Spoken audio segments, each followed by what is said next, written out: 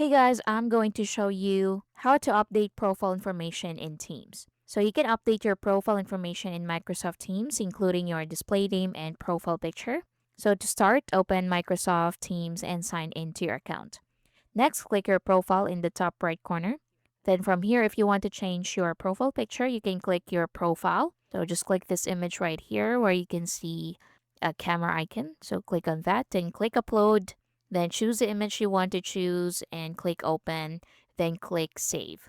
Next, if you want to change your display name or if you want to view your profile, just click view your profile. Or if you want to change your name, just click this pen icon right here that says enter display name, then click manage account to change your display name. Then it will bring you here, then you can edit your display name.